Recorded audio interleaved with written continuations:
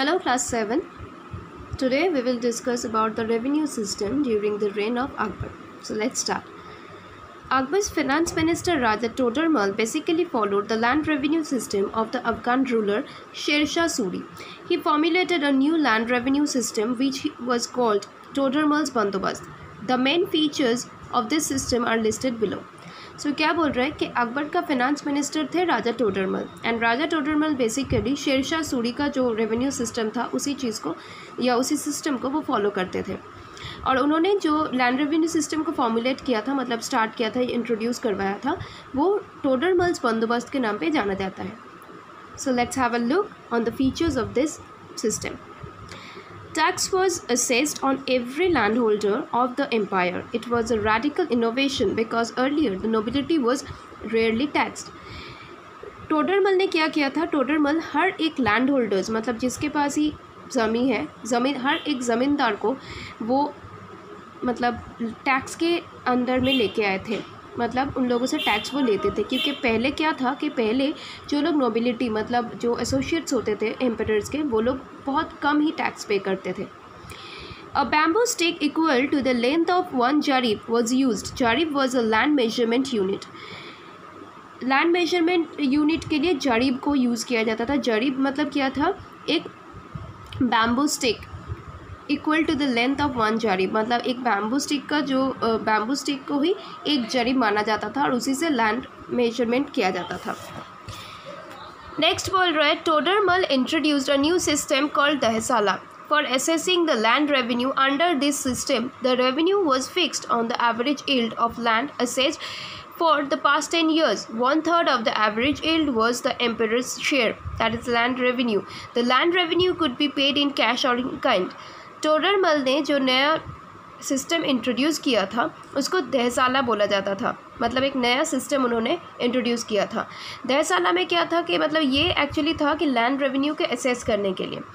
इसमें क्या था कि इस रेवेन्यू सिस्टम को एक एवरेज यील्ड पे इसको माना जाता था मतलब इसको फिक्स किया जाता था.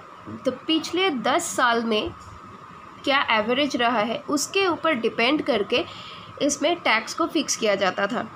और इसका जो 1/3 जो एवरेज यील्ड होता था 1/3 वो एम्परर का शेयर होता था. और इस लैंड रेवेन्यू सिस्टम में ये जो टैक्स पे करने वाले थे जो लोग वो कैश में भी पे कर सकते थे और काइंड मतलब वो लोग किसी चीज़ के हिसाब से भी या जो वो कल्टीवेट कर रहे उसे दे के भी वो टैक्स पे कर सकते थे. For revenue assessment, the land was divided into 4 categories depending on its fertility. अब लैंड के फर्टिलिटी के हिसाब से लैंड को 3-4 कैटेगरीज में डिवाइड किया गया था. पहला था पोलाज मतलब कल्टीवेटेड एवरी ईयर जो हर साल में जिस लैंड में कल्टीवेशन होता है. पड़ाउती वंस इन 2 years जो 2 साल में एक बार जिस लैंड में कल्टीवेशन होता है. छछर वंस इन 3 और 4 years 3 या 4 साल में जिस लैंड में एक ही बार कल्टीवेशन होता था. एंड बंजर वंस इन 5 और मोर years 5 या उससे ज़्यादा 5 साल या उससे ज़्यादा टाइम में सिर्फ एक बार ही जब एक लैंड में कल्टीवेशन होता है तो उस ज़मीन को बंजर बोला जाता था.